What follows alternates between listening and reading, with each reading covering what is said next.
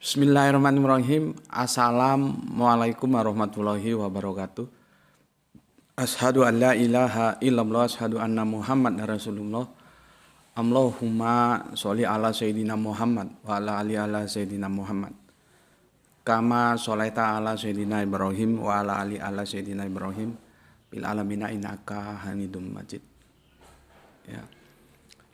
Ini bertepatan dengan tanggalnya 4, bulannya 4 ya, bulan April tahun 2025, harinya Yaumul Jum'ah, Jum'ah Legi, kalau pasaran Jawa itu Jum'ah Legi. Untuk teman-teman Isra ya, jangan lupa nanti penuhi masjid-masjid di sekitarmu dengan sholat Jum'ah ya, berjamaah, dan jangan lupa tidak ada yang bisa saling merukso kecuali apabila sholat itu ada dalam satu kelompok. Jadi sholat id itu bisa dirukso oleh sholat id, tidak bisa dirukso oleh sholat 5 ya. Sholat 5 itu nanti ada isya, subuh, duhur, asar, maghrib, itu kelompok sendiri. Sholat id itu ada 3 kelompok, ada yang tahunan 2, Idul Fitri, Idul Adha, dan Idul Jum'ah. Nah, sekarang kita Idul Jum'ah. Ya, jadi nggak bisa kecuali sesama id, misalkan Idul Fitri atau Idul Adha jatuh pada Yaumul Jum'ah, maka itu ada rukso. Bukan menggugurkan, tapi rukso, keringanan. Kanjeng Nabi ngendikan kamu boleh sholat Jum'ah, boleh tidak. Tapi Kanjeng Nabi tetap sholat Jum'ah. Jadi itu dikatakan setelah selesai sholat id, Idul Fitri, Idul Adha, gue lupa itu, tapi ceritanya begitu ya. Nanti kapan-kapan kita bisa kaji lagi karena serba-serbi Jum'ah itu masih terus berlangsung. Ya, itu bisa. Tapi kalau duhur dengan Idul Jum'ah ya nggak ada. Jadi itu sama-sama diperintahkan ya, sama-sama punya waktu tersendiri karena sholat adalah ibadah yang telah ditentukan waktunya. Di surat An-Nisa 103 itu kan, ya laksanakan sholat sesuai waktunya. Kalau waktunya, karena setiap sholat ada waktunya, setiap waktu ada sholatnya. Masuk Yaumul Jum'ah ya kamu sholat Idul Jum'ah. Masuk duhur ya kamu sholat duhur. Gitu ya.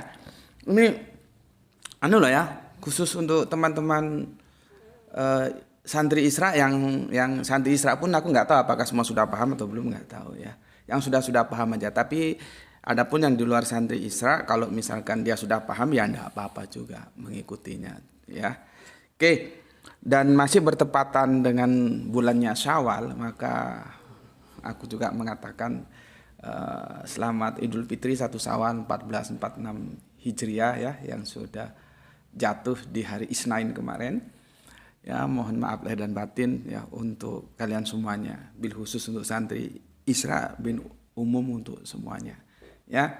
Dan bagaimana sih sebetulnya mengucapkan lahir dan batin itu kajiannya sudah kita bahas 4 tahun yang lalu, fikanya silahkan dicari.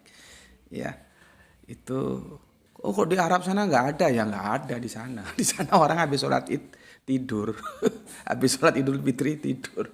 Kalau kita enggak ya, kan kita bukan Arab dan Arab juga bukan kita. Jadi ya biarlah berjalan sendiri-sendiri. Ya nanti itu pendekatannya antropologis ya, gitu. Oke. Tap-tapnya jangan, alhamdulillah sudah 3.000 ya. Tapi jangan langsung berhenti terus di tap-tap. Oke. Aku awalnya berpendapat bahwa kajian tentang puasa Syawal itu cukup 1 episode saja. Cuman kemudian karena ada pertanyaan-pertanyaan yang harus dijelaskan, berkembang menjadi 2 episode seperti sekarang ini. Jadi ini kita lanjutkan ya yang kemarin. Karena aku harus memberikan tanggapan gitu. Karena aku pikir-pikir urgent untuk diberi tanggapan. Ya, kita lanjutkan. Oke. Jauh-jauh hari ya, sejak awal aku sudah bilang ya, berbeda itu bukan berarti harus berpisah, ya. 4 imam mazhab itu ya berbeda semua, ya, tapi mereka tetap bersaudara, tidak berpisah gitu, ya. Jangan kita tidak mensirotol mustaqimi para imam mazhab itu, yang kalau dalam perspektif kita kan 4, ya. Sebetulnya ada lebih dari 4 mazhab itu, ya. Mazhab itu pemikiran, ya, pemikiran. Itu beda-beda, tapi mereka tetap bersaudara. Kan nggak ada ceritanya Imam Malik, ya, tukaran sama Imam Hanafi, ya. Kan nggak ada ceritanya. Atau dengan kita yang Syafi'i, ya, terus tukaran Imam Syafi'i sama Imam Hanafi atau Imam siapa lagi, kan nggak. Jadi berbeda itu biasa saja, ya. Tetap bersaudara dan tetap saling hormat gitu. Terus aku kemarin sudah sampaikan, ya, banyak hadis-hadis yang kita kira itu hadis ternyata bukan hadis. Kalau yang di luar dari konteks ini kita ambil contoh, ya, aku coba keluar sedikit. Tuntutlah ilmu sampai ke negeri Cina. Itu kan sering diucapkan, ya. Tuntutlah ilmu sampai ke negeri Cina, ya. Nanti argumentasinya untuk mendukung bahwa itu hadis, bahwa Cina itu peradabannya sudah tinggi, begitu juga tentang tekstil dan segala macamnya. Atau ada yang mengatakan dari Mekah Madinah ke Cina itu jauh, artinya itu bahasanya metafora, artinya walaupun tempatnya jauh tuntutlah ilmu itu. Itu sebuah pemikiran-pemikiran yang dibangun untuk mendukung pendapat dia bahwa itu hadis. Ya enggak apa-apa sih, silakan saja. Tapi kan nanti bukti berbicara bahwa itu bukan hadis, itu kata-kata mutiara. Apakah itu jelek? Enggak, itu bagus. Itu untuk men-trigger kita menuntut ilmu. Tapi kan kita harus jujur mengatakan itu bukan hadis. Jangan terus dikatakan, oh ini dalil harus kamu terima. Enggak begitu kerangka berpikirnya. Karena menurutmu dalil, menurutku juga bisa bukan dalil kan, gitu, ya. Artinya hadis gitu, ya.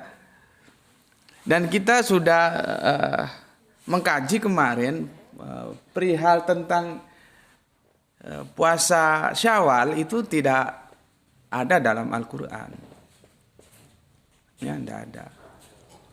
Jadi pertengkarannya nanti, pertengkaran pemikiran itu di hadis. Sama dengan Kanjeng Nabi menerima perintah sholat waktu Isra Mi'raj, tentunya di Mi'rajnya dari 50 waktu menjadi 5. Nah, itu Al-Quran bungkam. Al-Quran tidak pernah kasih informasi seperti itu. Gitu, ya.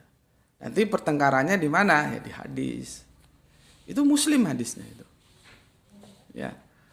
Hadis itu Muslim.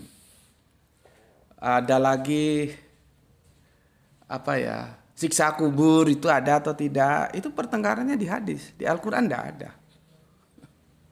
Ya. Isra ada, ya, di surat Al-Isra ayat pertama, ya, yang kita sudah bahas tentang abdihi yang disalahpahami oleh saudara kafir Kristen kita, ya. Dia bilang tuh bukan Muhammad tapi Musa gitu.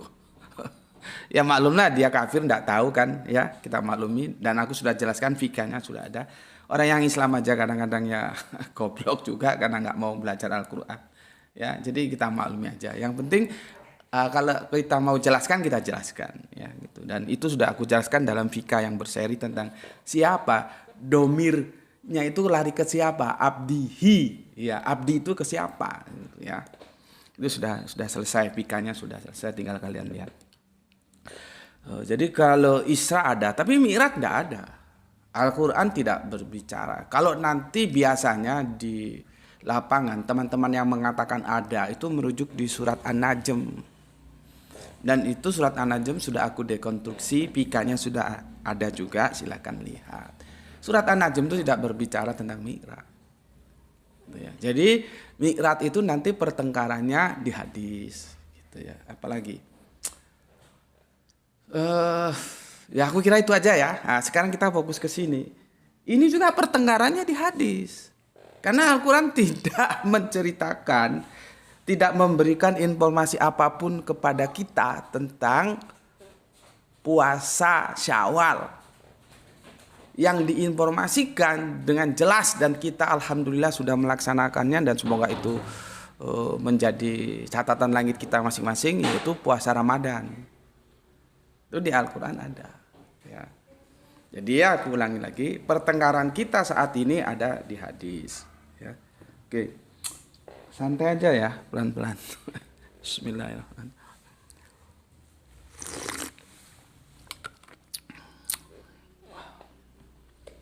Oke, selanjutnya banyak hadis-hadis yang terkait puasa itu dikirain mantap lah itu hadis, itu dalil itu mantap itu, terus kamu telan aja gitu.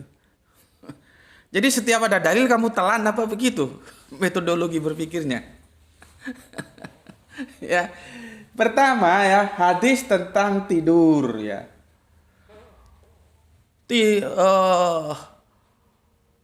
Tidurnya orang puasa itu ibadah gitu kan. Dulu kita dengar, kita masih kecil-kecil kan itu. Makanya kalau dulu kami waktu masih kecil-kecil, kalau sudah ba'da sholat zuhur itu pada tidur di langgar. Kami bilangnya langgar ya. Masih kelas 5, masih SD lah ya. Ya. Jadi tidurnya orang puasa itu ibadah. Dan sampai sekarang ustadz juga, ustadz geblek itu masih bawa itu hadis. Padahal itu bukan hadis. Ya, itu bukan hadis. Ya, satu.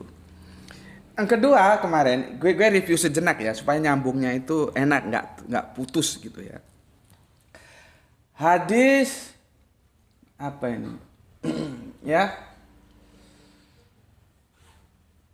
Tentang keutamaan Ramadan. Kan biasanya begitu ya, kalau khotbah itu seandainya kita tahu keutamaan Ramadan, maka kita ingin dan kita mau seluruh bulan dalam 1 tahun itu Ramadan. Nah, itu nggak usah pakai, kan kalau mustolah hadis itu biasanya metodologi dasarnya kan sanad dan matan ya. Itu nggak usah pakai itu, nggak usah jauh-jauh. Pakai rasionalitas saja selesai kalau itu bukan hadis. Karena adanya yang istimewa, itu adanya yang tidak istimewa, gitu loh. Logika berpikirnya begitu. Ya. Adanya benar karena adanya salah. Kalau semua benar itu jadi nggak ada. Semuanya salah itu juga jadi nggak ada.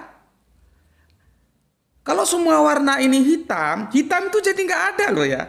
Aku nggak tanya warna lain. Semua warna itu hitam itu jadi nggak ada. Adanya hitam karena ada putih. Ada putih karena ada hitam. Oh, itu kita nyebutnya putih. Oh, itu kita nyebutnya hitam. Di-compare, logika, akal, otak kita bekerja mengkomparasi. Ya, rasio itu artinya pembanding. Ya, kalau semua hitam nggak ada. Lah kalau 12 bulan istimewa semua seperti Ramadan, maka itu nggak jadi istimewa gitu loh. Ya. Itu orang geblek aja yang percaya bahwa ini hadis, ya. Jadi enggak terlalu harus lebay begitu, ya. Jadi ini bukan hadis. Gue singkat-singkat aja ya, karena ini kan kemarin sudah. Nanti yang belum lihat tolong dilihat di seri yang pertama ya. Ya, kalau yang sudah lihat ya nggak apa-apa, langsung seri 2. Karena kajian-kajian gue itu saling terkait, dia berseri. Kalau langsung masuk tidak mengikuti aturan main terus kamu salah memahaminya, yaitu seperti judul lagu yang sekarang ngetop ya, yang membuat Pak Slamet jadi viral, lagunya apa? Salahmu sendiri. Gitu ya. Oke, satu lagi ya, Ramadan ya, 10 pertama itu apa? Itu rahmat ya. 10 kedua ampunan. 10 terakhir tertutupnya pintu neraka. Kemarin di sini disebutkan waktu sholat Jumat dikhotbahkan kalau nggak salah. Iya, sholat Jumat waktu masih Ramadan. Karena si pengkhotbah masih menganggap ini hadis. Padahal ini tidak hadis. Paham? Cukup ya, 3 saja ya, nanti kamu cari sendiri. Jadi ada sesuatu yang kita pegang erat. Oh ini dalil ini dalil. Kon goblok ya. Dalil itu kita lihat dulu, nggak sembarang dalil lu telan, gitu loh. Kan ada otak. Ya. Sekarang coba kita kilas balik. Kan kemarin hadisnya sudah aku baca ya. Tentang hadis Syawal itu, siapa yang puasa Ramadan terus dilanjutkan Syawal, kan begitu ya. Dia ibarat puasa 1 tahun, padahal cuma 6 hari. Itu kita pegang. Gue dulu juga megang begitu. Makanya kan di seri 1 gue bilang, mulai tahun ini setelah gue ngerti, gue tidak lagi berpuasa Syawal. Ya. Nggak ada beratnya sih puasa. Jadi gini, kalau kita memahami semua itu dengan cinta, ibadah itu nggak ada beratnya. Jadi masalahnya bukan masalah berat atau nggak berat. Masalahnya sekarang gue paham itu bukan hadis. Ya, mungkin ada yang bersikeras, oh itu hadis Gus gini Gus. Oke lah. Kalau kamu bersikeras, ya sudah kamu laksanakan. Gue nggak ada masalah. Gue tidak melaksanakan karena itu bukan hadis. Sama seperti ini. Betapa banyak orang yang memegang ketiga hadis ini secara kuat sampai sekarang. Dari zaman dulu sama zaman Kiwari kata orang Sunda. Ya, masih ada makanya. Padahal ini bukan hadis. Lah, coba aku ngajak kalian berpikir aja lah, santai aja dulu ya. Jangan terlalu kaku ya. Coba open mind sedikit. Bagaimana kalau ternyata hadis tentang puasa Syawal yang kamu kira itu sahih ternyata itu maudhu. Itu loh, ya. Tap-tapnya berapa tuh? Alhamdulillah. Bismillah. Ya, oke. Itu introduction-nya, nanti akan kita lanjutkan. Aku akan menjawab komen-komen yang masuk. Sebelumnya begini, karena kita sudah mencari data ya, dan Al-Quran tidak menjelaskan, menginformasikan tentang puasa Syawal, maka pertengkaran argumentasi kita ada di hadis, gitu ya. Hadis itu begini loh saudaraku, ya. Memang aku pernah disanggah ya, oleh teman satu kelompok ngaji, cuman dia ngajinya di tempat lain, gitu ya. Dia bilang, enggak, jadi hadis itu dulu juga langsung ditulis. Ya. Sebagaimana Al-Quran itu juga ditulis dan juga dihafal. Jadi metodologi penurunan Al-Quran dari Kanjeng Nabi kepada kita nih lewat Darul Arkom itu awalnya kan itu kan 2 metodologi, verbal dan literal. Ya, jadi 2 metodologi itu ya. Literal ya, tertulis, dan verbal, diucapkan, dihafalkan. Nah, kata teman kita ini ya, itu dulu hadis juga begitu gitu. Ya sudahlah, aku sementara wait and see dulu, karena aku masih berpegang terhadap pendapat yang itu mainstream. Jadi gue bukan asal anti mainstream loh ya. Sebetulnya bukan masalah mainstream dan anti mainstream sebetulnya. Gue berusaha untuk mengumumkan yang benar, bukan yang membenarkan yang umum. Jadi bukan karena umum dia benar, enggak begitu. Tapi karena benar lah dia kita umumkan gitu. Ya, contoh anti mainstream yang gue pakai itu dipahami begitu. Ya. Nah, kalau kita ini kan hadis itu ditulis kemudian. Karena Nabi larang, takutnya nanti bercampur dengan Al-Quran. Kan begitu. Nah, kita pakai yang umum aja dulu ya. Sejarah ada yang mengatakan 200 atau 300 tahun kemudian. Tapi yang masyhur itu 200 tahun kemudian baru terjadi kompilasi hadis. Makanya nanti kita ketemu para kompilator itu ada HR, Muslim, HR, hadis riwayat, siapa lagi gitu ya. Itu terjadi upaya untuk mengkompilasi hadis. Ya, nanti hadis ini sanadnya dari sini, dari ini, dari ini. Misalkan kita pakai hadis Muslim, ya, itu sama saja kita sudah memberikan kepercayaan kepada Muslim bahwa dia benar, gitu loh. Tapi sejauh apa dia benar? Nah, karena dia sendiri kan tidak hadir tidak hadir dalam ruang dan waktu saat itu. Dia cross check, tanya, oh dari ini ke sini, dari ini ke sini. Bener nggak dari ini ke sini itu? Kalau dari ini ke sono, coba. Tapi hati-hati loh ya, jangan terus bilang, oh gue seperti ingkar sunnah. Nggak begitu. Kalau gue ingkar sunnah, bagaimana gue bisa sholat? Karena sujud, ruku, ya takbir, ya tumaknina itu nggak ada di Al-Quran. Itu ada di hadis. Nanti hadis itu terbagi dua, ada qauliyah, fi'liyah. Jadi gue heran kadang-kadang orang yang sumbu pendek nggak usah ikut kajian Gus Beti. Dia hanya pakai akal saja lah. Kalau nggak pakai akal pakai apa? Pakai dengkul. Dia ingkar sunnah loh. Kalau gue ingkar sunnah, bagaimana gue bisa sholat? Gitu loh. Gue ini mengajak, ayolah kita berubah dari Islam yang kebetulan menjadi Islam betulan. Dengan cara apa? Mengoptimalkan akal. Itu perintah Al-Quran. Kan banyak diulang-ulang, apakah kamu gak berpikir apa? Itu kan kalau bahasa kita nih, lu mikir dong, otak lu di mana? Gitu loh kira-kira. Ya. Jadi kita memberdayakan logika kita, rasionalitas kita. Oke, kembali lagi ya, supaya nggak sumbu pendek ini nanti. Sebetulnya gue sih nggak ada masalah, lu mau bilang ingkar sunnah mau apa gak. Cuman kan takut informasi itu ditangkap dan itu menjadi kendala dalam dakwah gue, gitu aja. Kalau gue secara pribadi sih, mau lu mau omong apa juga, mau lu omong tukang parkir juga, nggak ada masalah. Gue hal-hal yang duniawi itu sudah, gue abaikan. Ya. Karena gue sudah melalui hal-hal seperti itu ya. Sekarang mengalir aja gitu. Cuman kan ada kepentingan lain yang harus gue pertimbangkan ya. Oke, itu 200 tahun loh ya. Kalau satu generasi 1 tahun berarti 2 generasi. Kalau satu generasi umurnya 100 tahun, padahal kan jarang. Kanjeng Nabi 64. Ya sudahlah supaya gampang hitungnya. Satu generasi 100 tahun umurnya. Berarti kan itu 2 generasi. Baru dikompilasi.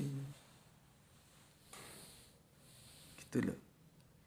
Anda bayangkan hadis itu dari mulut ke mulut, mulut ke mulut, mulut ke mulut, mulut ke mulut.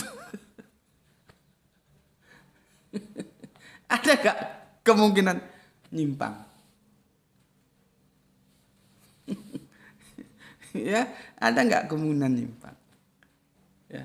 Jadi kalau gue gampang sih ya, gue tetap kalau mau menggunakan metodologi matan dan sanad monggo, tapi gue lebih simpel. Pertama gue cek via Al-Quran, dia bertentangan nggak dengan Al-Quran? Al-Quran menginformasikan tidak, baru ke logika.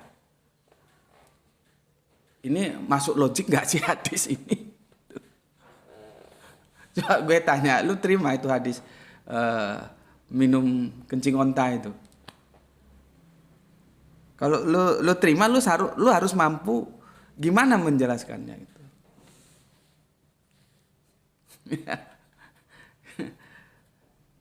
Lu terima bahwa Nabi itu tangannya kanan, Allah tangannya kanan semua. Kalau gue terima dan gue bisa menjelaskan itu, dan itu diskusi berat gue dengan saudara kafir Kristen gue di Facebook waktu gue belum masuk ke belum ada WA, belum ada YouTube saat itu. Artinya ya mungkin sudah ada ya, terutama YouTube, kalau WA belum, tapi belum populer. Gitu.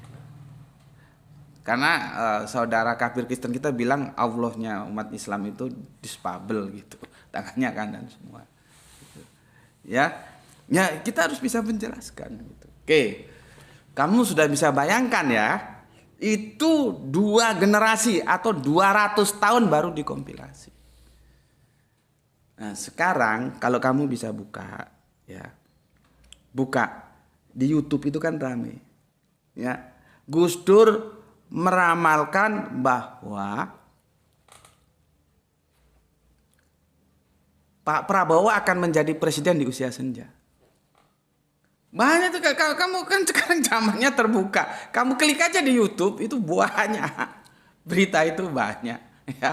Ya, orang saling berkomentar Prabowo akan menjadi presiden di usia tua. Terus sekarang karena Prabowo jadi presiden maka dikatakan ramalan Gus Dur terbukti wali, terus dikatakan wali atau segala macam gitu. Tentang wali nanti kita bahas tersendiri, ya. Apa sebetulnya dan bagaimana sebetulnya wali itu, ya. Tapi banyak yang berkomentar ramalan Gus Dur itu terbukti. Prabowo menjadi presiden di usia senja, usia tua. Pertanyaannya, benarkah Gus Dur mengatakan demikian? Ini belum satu generasi, belum 100 tahun ini. Baru kemarin sore. Benar nggak Gus Dur bilang begitu? Aku men-trigger kamu supaya otakmu kerja gitu loh. Kalau dikasih hadis pakai otakmu. Ini bener nggak? Jadi gini ya, Gus Beti ya ngajari santri-santri ya itu untuk mengkritisi hadis artinya begini. Kalau ada hadis ya kita analisis. Ini sahih nggak? Ini bener nggak? Kalau nggak bener ya kita tolak. Kalau bener kita terima. Bukan berarti kami menolak hadis. Jadi ada dua pernyataan yang berbeda. Si A tidak percaya hadis. Hadis itu kan omongannya Kanjeng Nabi. Atau kalau qauliyah, kalau fi'liyah tindakannya Kanjeng Nabi. Atau begini. Si A tidak percaya omongannya Kanjeng Nabi. Nanti pernyataan berikutnya. Si A ya tidak percaya kalau Kanjeng Nabi ngomong begitu. Itu beda nggak itu? Kalau yang pertama itu dia menolak omongannya Kanjeng Nabi. Dia menolak omongannya Kanjeng Nabi. Gitu loh. Jadi apapun omongannya Kanjeng Nabi dia tolak. Beda dengan yang dia tidak percaya kalau itu omongannya Kanjeng Nabi. Lah kami ini dalam rangka kritik itu yang kedua. Kami tidak percaya kalau itu omongannya Kanjeng Nabi. Kami tidak percaya kalau itu fiilnya Kanjeng Nabi. Gitu loh. Makanya gue sudah bilang jangan sumbu pendek. Bilang terus ingkar sunnah. Kalau ingkar sunnah bagaimana kita sholat? Gitu ya. Oke. Ini kita dengarkan ya. Ya. Langsung dari putri beliau. Pernah nggak Gus Dur mengatakan bahwa Prabowo akan menjadi presiden di usia senja, dan itu sudah diterima menjadi sebuah ramalan kebenar, dianggap benar, dan sekarang memang terbukti jadi presiden. Nih kita dengarkan. Jadi presiden di usia tua, nih konon katanya Gus Dur gitu ya, kola Gus Dur tua gitu kan? Iya. Saya terus terang tidak pernah mendengar beliau mengatakan itu. Saya juga tanya semua, kakak saya tanya, adik saya tanya, ibu saya tanya, semua orang-orang dekatnya bapak saya tanya, semua asistennya Gus Dur, pengawalnya Gus Dur semua saya tanya, pernah dengar nggak? Nggak ada yang pernah dengar. Semua paslon yang ada, semua itu punya story dengan Gus Dur. Iya. Ada story-nya dengan Gus Dur ya. Iya. Jadi di tempatnya Pak Anies dan Caimin. Caiminnya jelas punya story dengan Gus Dur. Iya, karena keponakan yang mengambil alih partainya Gus Dur, pamannya sendiri dikeluarkan kan kira-kira gitu. Jadi kan itu sudah paling berat itu gitu ya. Iya. Nah, ini paslon satu. Walaupun dia nyangkal-nyangkal terus juga. Nyangkal-nyangkal terus, tapi kan kenyataannya seperti itu. Masih ada beritanya, Caimin menggugat Gus Dur 99 miliar. Itu masih ada file. Pak Prabowo akan jadi presiden di usia tua, nih konon katanya Gus Dur gitu ya, kola Gus Dur tua gitu kan? Iya. Saya terus terang tidak pernah mendengar beliau mengatakan itu.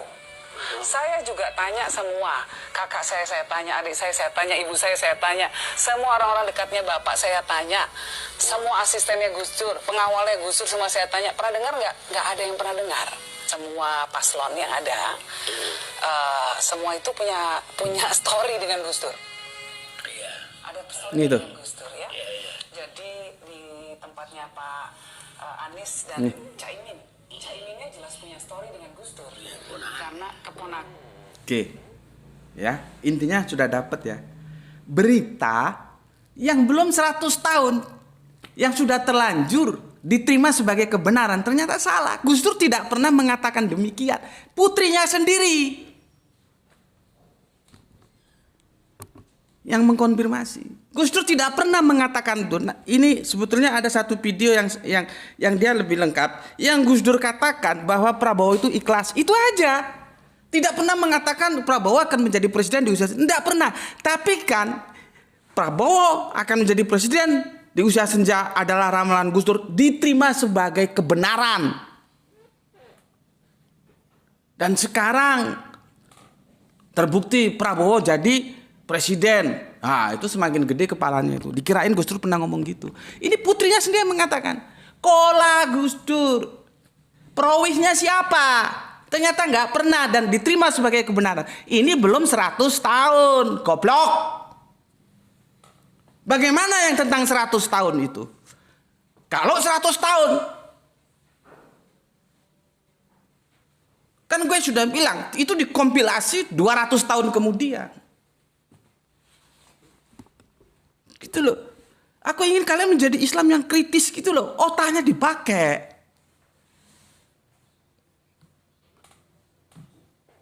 Ini baru kemarin, belum 100 tahun. Bagaimana hadis yang sudah 200 tahun? Aku bilang tadi, ada yang bilang 300 tahun. Tapi paling masyhur 200 tahun kemudian itu dikompilasi.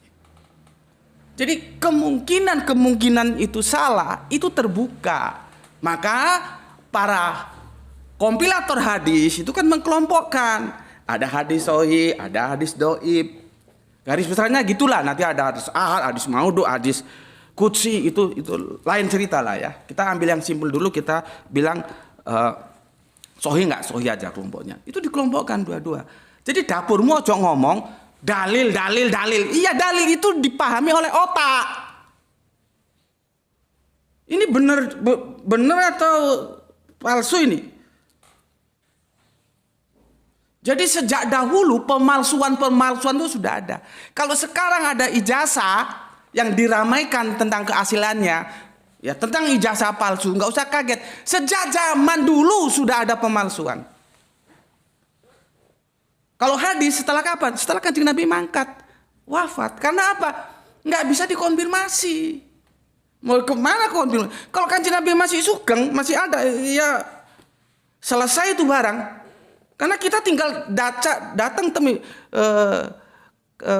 ya Sayyidina, saya mau tanya, benarkah Sayyidina mengucapkan demikian? Bisa dikonfirmasi. Makanya hadis-hadis palsu itu adanya setelah Kanjeng Nabi tiada. Karena apa? Nggak bisa dikonfirmasi. Mau dikonfirmasi kemana? Kalau begitu apa? Ya kembali. Sandarkan dengan Al-Quran. Apakah dia seiring, sejalan, seirama. Dan gunakan yang diberikan oleh Gusti Allah Agung, yaitu pemberian paling berharga, yaitu apa? Otak.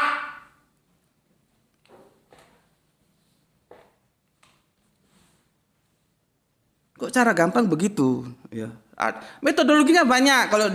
Kalau di pondok yang aku bilang tadi, mustalah hadis, ada sanadnya dilihat, nanti matanya dilihat, perawihnya banyak. Gue ambil yang cara pintas saja. Ya. Itu cerita yang belum 100 tahun sudah salah. Gus Dur nggak pernah ngendikan, berucap bahwa Prabowo akan jadi presiden di usia senja. Yang Gus Dur katakan Prabowo itu paling ikhlas, gitu loh. Kalau kita mundur ke belakang, sayang gue filenya nggak nemu ya. Karena zaman itu juga belum seperti sekarang YouTube ya. Di salah satu TV swasta yang bos TV-nya ternyata ya dulu itu bikin ormas. Gue sih sudah baca naga-naganya mau bikin partai. Sekarang jadi partai ya. Ormasnya jadi partai. Di TV itu kan itu tentang file-file lama. Ada dua saksi. Ini sama-sama masih hidup loh saksinya. Tentang Super Semar. Ya. Masih hidup ini. Yang satu ngomong ketika ya Bung Karno menuliskan surat Super Semar yang satu saksi ngomong ditodong pistol. Yang satu saksi ngomong tidak ditodong pistol. Bahkan ngomong begini, saya kan waktu itu ada di samping, kalau ditodong pistol yang nodong saya tembak. Itu sama-sama diwawancarai oleh TV itu.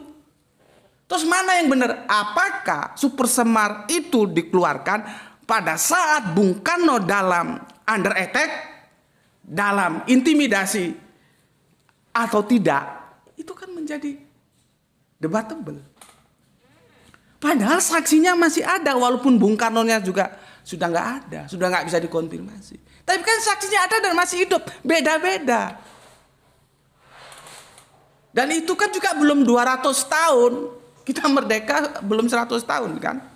Kapan itu Super Semar dikeluarkan?